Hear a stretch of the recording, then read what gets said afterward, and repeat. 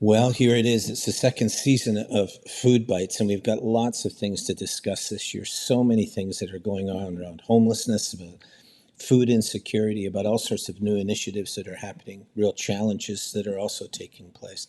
There's just a lot going on. So, as you're putting together these shows, I had to figure out who'd be the best one to start with, and guess who I came up with?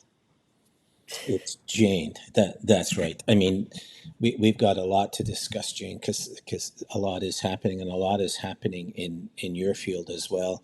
So just to be clear with folks as to what happened at the beginning of COVID, you and I were often out there in the community together or separately, but we were dealing with different community groups. And then when COVID came, we had to kind of split up the work, right? And so I kept on the community piece, and you had to go down and basically spend all your time at the food bank. And then as COVID ended, we thought we might return something to what it was before, and it's not that way. And we'll talk about this in a bit, but our clientele has really gone up. We'll discuss those stats in a minute. But also, I think, as far as the challenges within the community itself, some real new things have emerged, and it's really difficult. So, for you, you've been down at the food bank now since the beginning of COVID, and I know it's not been easy for you. There's going to be all sorts of changes, but do you have the main thing that you think that COVID has changed, not so much just in the area of the food bank, but also about food insecurity itself? Do you have any thoughts on that? I think, let's start with the food bank perspective and then kind of work out. Um, I think from a food bank perspective, we actually didn't just grow in terms of the people we were serving. And so you tend to think of the people, it's they're food insecure and they're coming. And we grew in terms of just the numbers of people we're helping. But with it, we actually grew with how we were serving people. And that meant getting food out closer to them in their neighborhoods. I think that was huge because that was kind of a big step for us. And I think the other really big step for us was really about kind of some of the focus on the growing, and we had so many volunteers and so many volunteers wanting to do more. We'd always grown at the back of the food bank, but all of a sudden, we had a greenhouse, we had greenhouse programs, we had green walls, all of those things. And that's all in the midst when things were really difficult. So I think that growth became incredibly important because at the beginning of COVID, it was about COVID. But then once we get to the tail end of COVID in the past year, it's actually been about inflation and just how difficult in terms of supply, some of the food supply chains, some of those kind of things, and people, the housing crisis, all of those things. So we started to see our numbers increase, and people just in the community started talking more about more local food or growing more of their own food or some of those kind of things. And we'd already kind of started that process a little bit. And I think that was really great in the context of the fact that we were there. I think in terms of the community, what it's been so difficult for the past number of years. I think food has become a much bigger priority for all of us. And it doesn't matter whether you're food insecure or whether you're a community member or somebody who has not. The cost of food has been huge. The health in terms of the food that we have and the food that we eat and the abundance, the availability, the sustainability, all of those things have become top of mind for so many people. So I think when I look at the community as a whole, I think that's probably one of the biggest changes that has happened is that food has become one of the number one issues for everybody. Yeah. Now, you and I are part of food networking across the country, Feed Ontario, which is the food banks across Ontario, and then also Food Banks Canada. We're charter members of that as well. We've been at that for over 3 decades with those two groups. But what's valuable for us, I think, is that we learn from across the country what is happening and across the province. You know, I've been up to Queen's Park along with Feed Ontario, trying to help the provincial politicians see what is going on. But it is my sense that food banks across the country they're not in a time of crisis, but they're really in a time of realizing that they're going to have to change, that they many of them don't have the sustainability. And a big part of that, I think, is because people can't give as much because it's hard for the giver too. The price of food, rent, so on and so forth.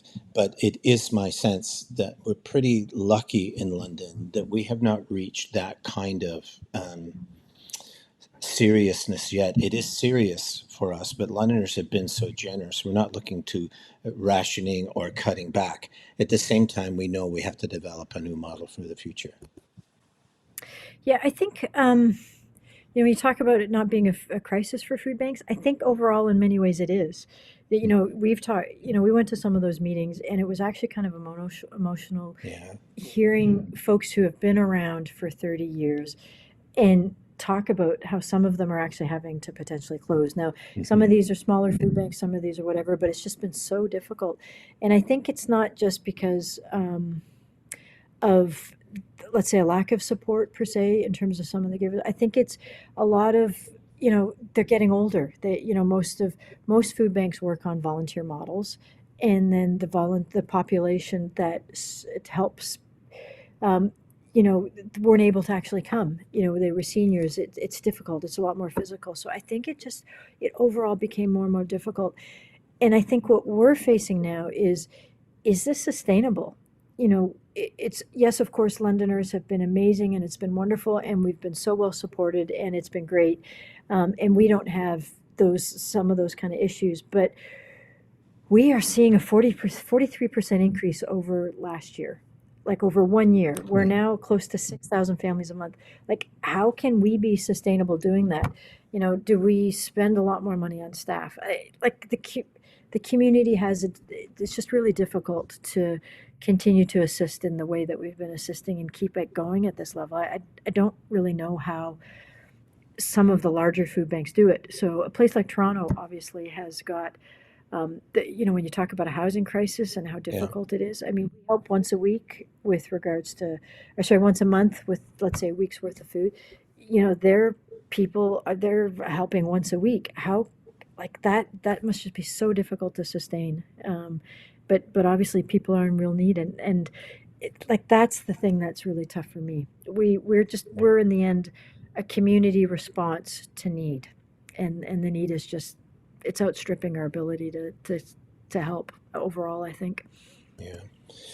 I, it seems to me that when COVID came along, governments were pretty generous towards food banks. They were towards other groups as well. So they came forward with a lot of cash and resources to be able, even food, to be able to help food banks get through the crisis. To step up to the challenges that they were facing. A lot of food banks spent that money, right? And sometimes it was for more staff, sometimes it was for more food or whatever. But I think they, for most of them that we have talked to, they just thought like, this is a crisis right now. And but once COVID is gone, we'll get back to normal. And what they suddenly realized was there is no normal anymore. That is Yeah. good. Their numbers have gone up huge. The amount of agencies that they're helping is increasing, and also those agencies are in crisis. The problem was, is they had spent their reserve money during COVID, so they're really facing a challenge there, and that's really true a lot too for smaller food banks, right? Rural food banks and others. They're the ones that are really under threat at the moment. But we made a conscious decision. Do you remember that at the board meeting? We made a conscious decision that we were not going to do that. We weren't going to try to get a bigger building or hire more staff or do those kind of things. We were going to hold in reserve that money because it was now clear that new developments were taking place that we were going to have to address. So one of them would be homelessness, right? We took on the Hmm. homeless lunch program at the beginning of COVID, and it was awesome. I mean, it was just awesome. RBC Place came along and said that they would make the meals for us. Groups like 519 Pursuit, YOU, Youth Opportunities Unlimited, and others, they were taking that food and delivering it to where the homeless were. I mean, that Yeah. was really an awesome thing. But the public and the business community, groups like developers and others, were giving lots of money towards that program because they didn't want to see homeless people being vulnerable. But even there, I remember I was almost there almost every day in that first year at RBC Place. I remember talking it over with the chefs, and we just thought, yeah, this will die down when COVID ends. And that's what, and it didn't work out that way. That's still going on now, and groups are trying to get us to Yeah. expand even farther with it. So I think that was a real thing that we weren't expecting. And it drove me back to kind of the original days of food banking when people thought, yeah, when the recession is over, people won't need food banks anymore. And it never happened. The numbers went up and they stayed high. I do think, though, the difference with this one is that for the givers, for the donors, it's way harder to give right now. Yeah, I think it's true in part because the cost of everything has gone up. Yeah, I mean, I think, over in previous times of recession, other things, I mean, inflation wasn't the same way that, or maybe it was, I don't know enough in terms of that context, but I do definitely know this time, I mean, you're talking the housing prices, the rent prices are huge. The food prices, they're not necessarily increasing at the same rate as they were a year ago, yeah, but they're still increasing, yeah, and there's a side to which that hits all of us, and it's really, really difficult.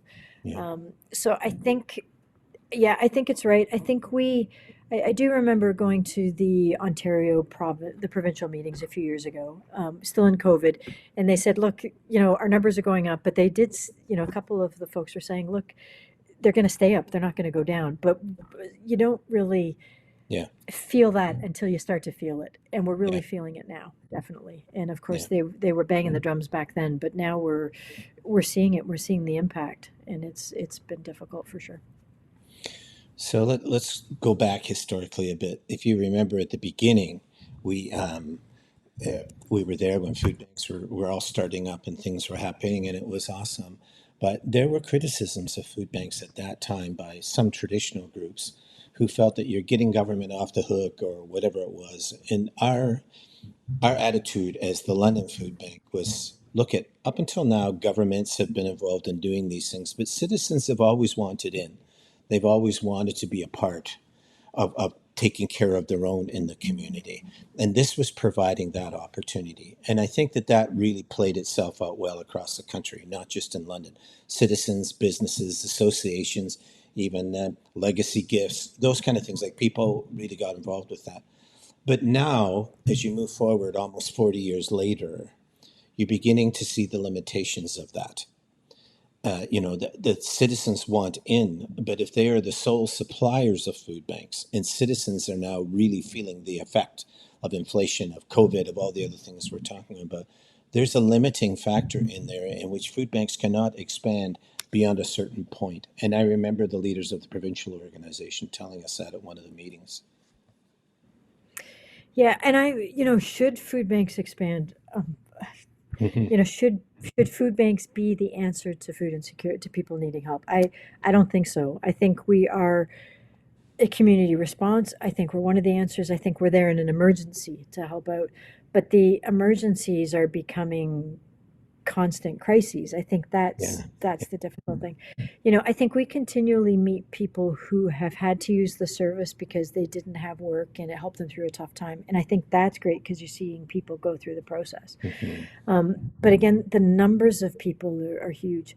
You did mention, other food banks through COVID, tripled in size with regards to staff.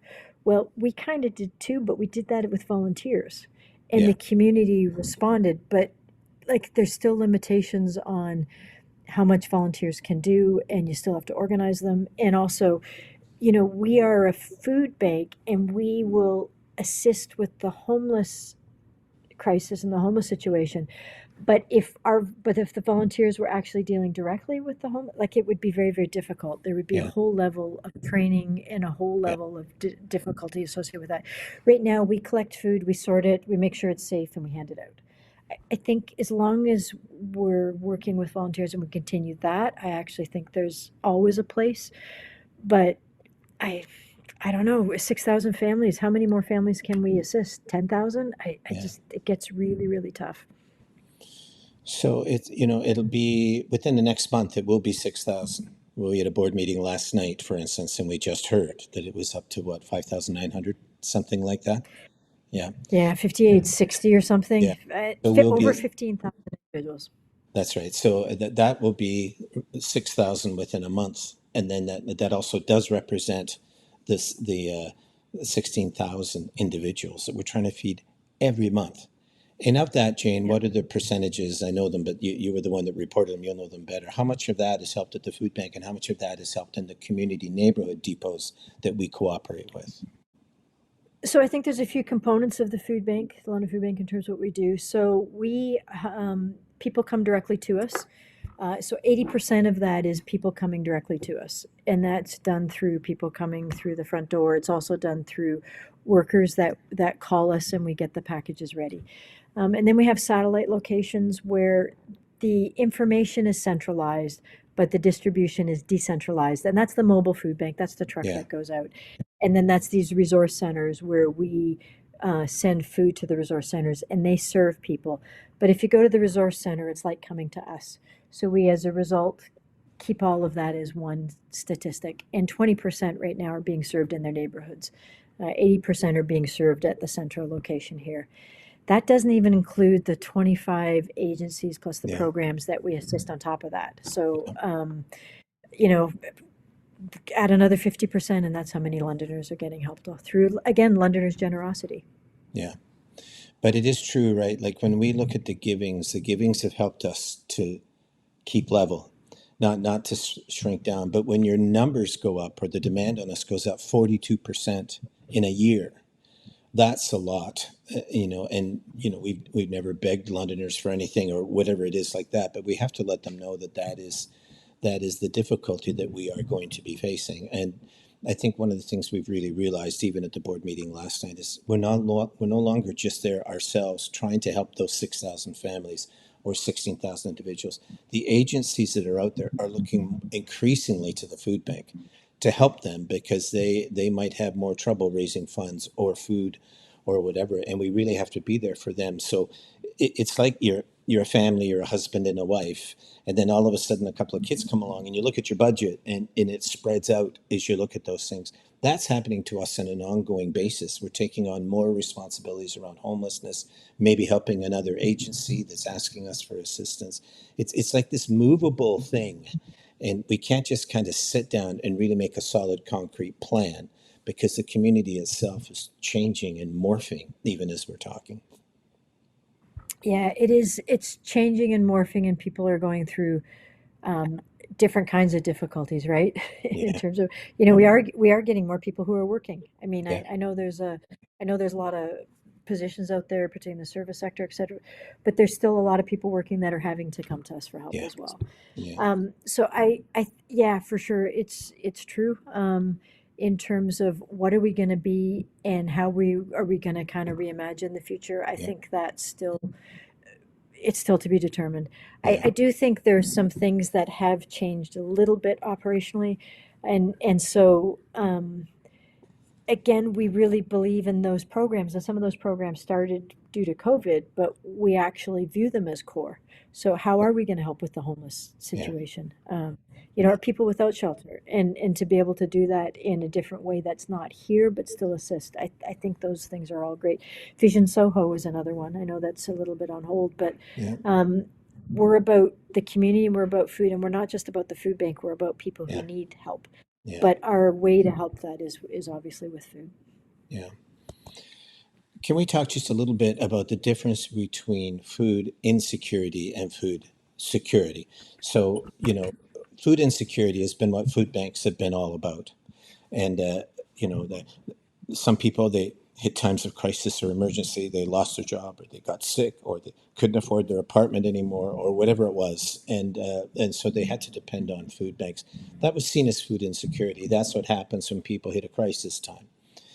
But what we're seeing increasingly now is that is happening more and more, and it's why so many people are coming to food banks now who never would have done it before. Food Hmm. security, though, and you and I have talked a lot about this in this last while.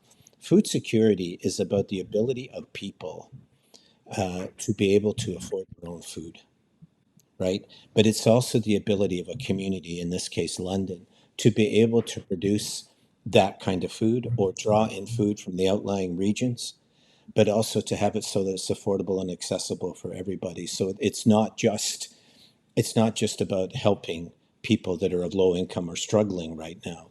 It's making it that way for everybody. And I do believe that the food bank during COVID, we took on, the greenhouse, and then we've taken on some other initiatives that deal with food security.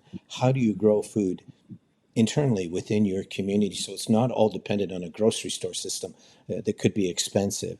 And I think we've done a fairly adequate job of that. We put greenhouses out around the community in churches and houses of faith in other places. I think we've also given out green walls, and we partnered with other groups. But it feels to me that, and this is maybe the most important thing, that we're almost reaching the max when it comes to food insecurity and how we deal with it. If you keep using the donor base to do that, at some point you're going to hit a wall. And I think all food banks are coming closer to that. That's what their worry is. The answer to that is not to try to have bigger and better food drives. The answer to that is for every community to find ways to grow within its own community so that people can do that, and that can be part of the system. I do believe that that conversation is much more real now than it was a year ago. Yeah, I think that's true. I think people much smarter than you and I are continually defining food Yeah, security and food insecurity. I think there's a food policy council. I think there's a provincial food policy council of Food Secure Canada. I think the federal government has started a national food policy yeah, council, which actually looks at policies, and a lot of those policies deal with food distribution, or a farmer might grow food, let's say outside of London, but it goes up to the food terminal. Some of those kind of things. That food policy is kind of bigger. But I do think when you talk food security and you talk about the community's ability to feed itself, it's kind of it's having a food secure city so people don't have to come to a food bank, right? yeah, that's right. It's and part of that is the neighborhood growing, it's people taking care of each other, it's we all grow more food, it's urban agriculture, it's a stronger links with the farmer. Like there's so many things to it, I think, but really it's in the end about all of us. Yeah, And I think there's parts to it um, that of course help folks who don't have enough, yeah, and so they do intersect food security, but I think the simplest way to think about that for us is people who don't have enough, we give them food, but food security is about this growing, and obviously the community having enough. I think one of the programs which fits within the food security side is obviously things like food waste, right? So when you talk food security, you go farmer to fork and then to the waste side. yeah, And and that's where it intersects with food insecurity, because we do waste a lot of food, and grocery stores have been really good at getting produce to us that we support, or farmers that can't sell getting produce to us. That's actually in many ways dealing more about food waste, but we're using it in such a way to help people who need it. So that's where food security intersects with this insecurity idea. And generally when you talk to people who work on food insecurity, their answer is it's not giving people more food, it's giving people money to buy their own food. more income. And That's food security, yeah, more income. And food security is really about making sure food is accessible and affordable for all of us. yeah. So can we talk about something that's got nothing to do with food? We're near the end of the Uh-oh. we're near the end of the program here, and I remember Yeah. when COVID was going on, I was putting out these food bites as part of the Food Bank YouTube channel. And Rogers contacted us and said, "Would you be willing to do this as a show on Rogers?" And they've been awesome. I mean, they're such a good community resource. But then just a few weeks ago, we found out that there's a new person coming on to Rogers and doing a show. And who would that person be? Do you know? Well, it's actually the episode that you and I shot about this show a little while ago is already aired. So Yeah, this is so it's the paint box, the and paint box. in many ways you're to blame for this, Glenn. You Yeah, talked me into this as far yeah, as something that we should do. So it's yeah. In my spare time, I work to paint, and yeah. yeah, the paint box is about trying to kind of showcase what's going on within the community about art, So particularly about visual. can I give you a little surprise here? I actually have the introduction here. So are you ready? It Oh only no. lasts a minute, but hang in Okay. there.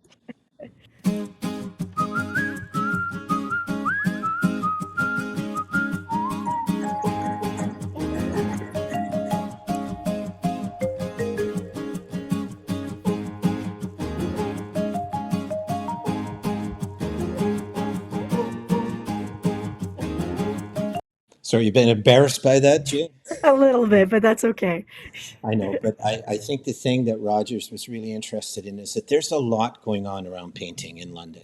There's so many people paint. There are galleries that a lot of people don't know much about, but also people are working through the process of their own pain, isolation, grief, maybe even joy or whatever it is. They're using paint as kind of a therapy thing. And one of the things we've learned about COVID is coming out of COVID, way more people are looking towards that kind of thing to help them cope. COVID made them feel vulnerable, maybe not understood as well, or having trouble finding the particular words to say that they were at. But one of the things I've appreciated about where you're going to be going with this, I mean, you're going to be doing it every week. It's going to be on Monday night at 5:30. Right, it's going to become much more popular than this show, right? And people are going to be interested. But you're not just trying to show the techniques of painting or whatever it is. What is it that you're truly after? Yeah, so it's not actually just about painting, though obviously I'm a painter in that sense. It's about visual art. Yeah, And it's about what London is already doing. So I think there's four main pillars of it. And I use the word accessibility, but I really don't, it's not what I mean. It's about kind of exploring what's already happening and making art accessible in the sense of understandable, that it's not so distant. And so there's a number of wonderful artists, so it's kind of showcasing the artists within the city. There's a number of galleries that both public and private within the city in terms of that are trying to bring art to folks. There's a great art history here, but there's some organizations within the city that are art based focused or visual art based focused, like TAP, the Arts Project. Even Arts for All Kids. The at the London food Food bank. Yeah. at the London Food Bank, which actually tries to get people exposed to art. And then events. There's a fair number of groups that use art as a way to, so art events. So it could be like Up With Art happened at the beginning of the summer with regard to the Unity Project, those kind of things. So again, it's mainly to showcase what's happening within the city and some of the region, some of the areas, like South Huron, St. Thomas, some of Port Stanley, those kind of places as well. Yeah. And a lot of those artists are allowing their talents and creativity to be used to help groups that have struggled through COVID and helping, like you mentioned, the Unity Project. They have their big thing each year, Up With Art, in which they use it as a fundraiser to help them with their homeless programs and things like that. So I think you've happened on something here that's kind of it happens in London, but a lot of people don't realize it. On the other hand, there are a lot of people that are part of that community that need to be more discovered, I think, and to see the contributions that they are making. Yeah, it's a little bit of both, right? It's a Yeah, little bit about discovery and it's a little bit about being discovered and that kind of, and not even so much about being discovered, but just showing people what's happening and what's out yeah, there. I think people are involved in art and art is different things to different people. And even that's like a philosophical question. What's the purpose of art in the midst of COVID, yeah, right? yeah, And there are some great minds and great creative minds within the city as well, just to sit down and talk about. I mean, I think of the Arts Council, or I even think of some of the folks who have been historically involved in the art movement, yeah, and bringing art to folks. I think there's so many things to be explored. I'm kind of excited about it because I'm really mm, curious to talk. I don't have the words yet. I think we talked in our show. I'm a visual learner and a visual communicator. So to to this is going to be a bit of a verbal show. Obviously, we're going out to see people, and there's going to be a lot of great things we're going to show. But it's kind of exciting to learn, to be yeah. honest, and to explore and talk to folks. So Yeah. I'm excited about it. Well, Jane Hardy, congratulations. I think that's awesome. I mean, you've got your own TV show that's coming up. You're going to beat your husband in ratings week. Not that that happens. But anyway, I think it's going to be great. But I think obviously the thrust of this program is that we're entering a new future around Yeah. food and our relationship with food. And unless we find ways of getting more of it to be more affordable for people, then we're all got really dark days ahead. And I think we as a food bank want to take part in leading that as well. So I really appreciate you doing this Jane, and good luck on the show. Thank you.